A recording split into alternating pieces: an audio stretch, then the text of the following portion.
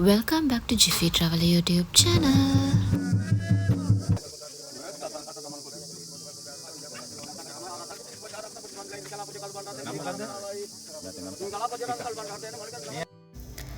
අයුබෝවන් අපි දැන් මේ ඉන්නේ මහියංගනේ දඹාන ආදිවාසී ගම්මානය මහියංගනේ රජමහා විහාරයේ වැඳ පුදා ගන්න තමයි අපි මේ යන්නේ.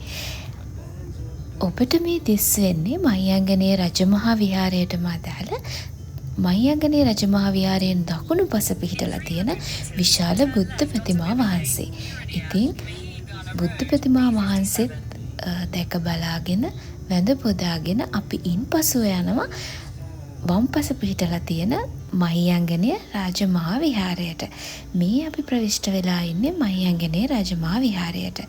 මහියංගනේ රාජමහා විහාරය වැඳ පුදාගෙන ඉන්පසුව අපි යන්නේ මහියංගනේ ඉඳලා කිලෝමීටර් 4ක් දුරින් තියෙන දඹාන ආදිවාසී ගම්මානයට.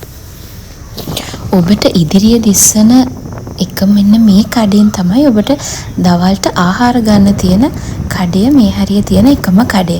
ඔන්න ප්‍රධාන මාර්ගයේ ඇවිල්ලා අපි වම්පසට හැරෙන්න ඕනේ කාපට් මාර්ගයකම දඹාන ආදිවාසී ගම්මානය වෙත යන්නට. ඉතින් ඒ මාර්ගයේත් ඇවිල්ලා අපිට ඊළඟට ඉතා අසීරු පාරක් හම් වෙනවා. නැවතත් වම් අතට හැරෙන්න ඕනේ ඒ පාරෙන්.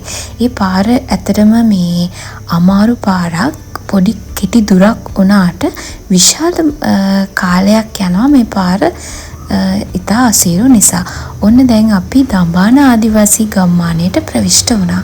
අපි ගිහින් බලමු ඇතුළටම.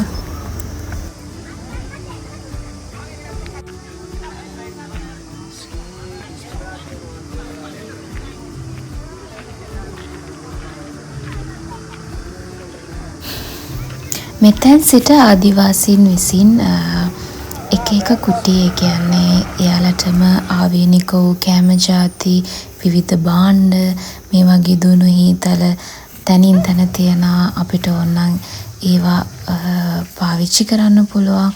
ඉතින් ඒ ආකාරයට ආදිවාසී ගම්මානයෙන් එළියේ තියෙනවා. ඊට අමතරව දැන් මේ ඔබ ප්‍රවිෂ්ඨ වෙලා ඉන්නේ ආදිවාසී ගම්මානය වෙතට. ආදිවාසී ගම්මානයට ප්‍රවිෂ්ඨ වුණාම අපිට ආදිවාසියෙක් හම්බුණා මේ මොකද අපිටත් එතන තොරතුරු දැනගන්න ඔහුගෙන් පුළුවන් වුණා. ඉතින් ඔබට දැනුත් පෙනෙන්නේ මෙයාලගේ නිර්මාණ. දුනු හීතල, ඒ වගේම ලස්සන ලස්සන අලංකාර භාණ්ඩ, මල් පෝච්චි, කෑම බීම, තව එයාලටම ආවේනික වූ මාල ඒ වගේ විසිතුරු දේවල් මේ හරිය විකුණන්න තියෙනවා.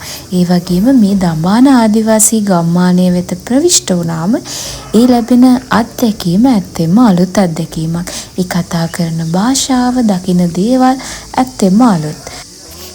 ආදිවාසියෙකුට අයිති බෙලිමල් කඩේකුත් තියෙනවා. එතන බෙලිමල් කෝප්පයක රස බලන්නත් පුළුවන්. ඉතින් මේ ආකාරයට මේ වටේම මං කලින් කිව්වා වගේ එක එක පැණි ಜಾති, කෑම ಜಾති, විසිතුරු දේවල් හැමදේම විකුණන්න ආදිවාසීන් පෙළ ගැහිලා ඉන්නා. ඉතින් අපි එනකම් ඊට අමතරව විශේෂ දෙයක් තියෙනවා. මෙතන ආදිවාසී ජන උරුම කේන්ද්‍රයක් තියෙනවා. අර දකුණු පස පෙනෙන්නේ එය. ඉතින් ඒකත් අපි බලන්න කිරිකොරහ නර්තනය බැලුවට පස්සේ එනවා. ඉතින් එතෙන්ට ටිකට් එකක් ගන්න ඕනේ. රුපියල් 50ක ටිකට් එකක්. හැබැයි ඇතුළේ නම් පටිගත කරන්න දෙන්නේ නැහැ. ඇත්තෙන්ම මොකද ආදිවාසීන්ට අදාළ ජන උරුම කේන්ද්‍රයක් තමයි ඒ ඇතුළේ තියෙන්නේ. ඉතින් ඒක බලන්න ඔබට දඹාන ආදිවාසී ගම්මානයට එන්නම වෙනවා. ඉතින් ඔන්න අපි දැන් ආව කිරිකොරහ නර්තනය බලන්න. බලමු කිරිකොරහ නර්තනය කොයි වගේද?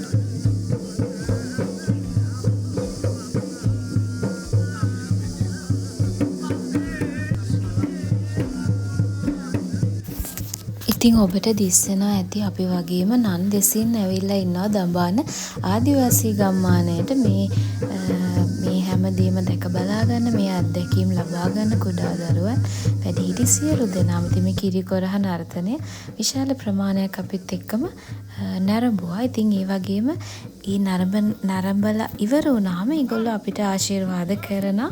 ඉතින් ඒකට එකිනෙකා ගිහිල්ලා එතන හිට ගන්න ඕනේ.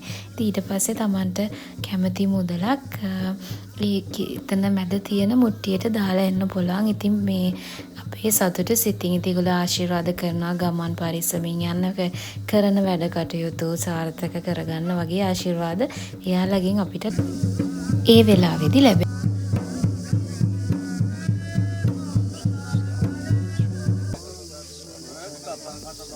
ආශිර්වාද ලබාගෙන ආදිවාසීන්ව අඳුර ගන්නත් අපි අමතක කරේ නැහැ.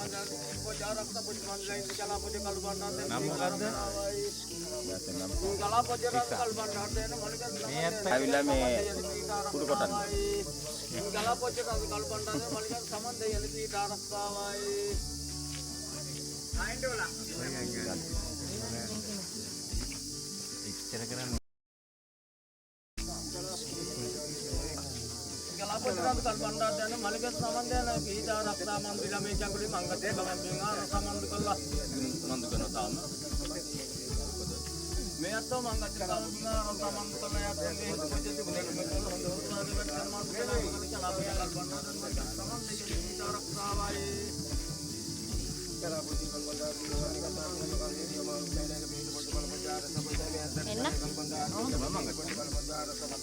Galapodya rantar kal banda dane malika to saman dane pit bojja rakta poj mandla ekakuli mangachal kamam bimanga rakta mandukalla rakta poj patin ti bawate tan uttara sapoj mandukalla tan ngar sapoj mandukalla mangal mandukan weda pojwal honda wage mandukalla anukan galapodya kal banda dane malika to saman deyane pit rakta pojjai. ඔව් දැන් මේ අපි පිවිසෙන්නේ ආදිවාසී ජන උරුම කේන්ද්‍රයට. මේ ස්ථානයේ උන්ගේ මුල සිටම ඒ කාලයේ ආරම්භයේ සිටම ජන වර්ගය ආව හැටි ඒ පිළිබඳ සියලු විස්තර මේ ජන උරුම කේන්ද්‍රය ඇතුළත ඔබට දැක බලා ගන්න පුළුවන්. රුපියල් 50ක ටිකට් පතක් අරගෙන මේ ඇතුළට ගිහිල්ලා ඔබට බලා ගන්න පුළුවන්. ඒ සියලු දේ කිසි දෙයක් පටිගත කරන්න දෙන්නේ නැහැ. ඉතින් ඒ සියලු තොරතුරු සමගින් අපි දඹාන ආදිවාසී ගම්මානයේ සිට මෙසේ සමුගන්නවා. නැවත හමු වෙන බලාපොරොත්තු වෙන්න.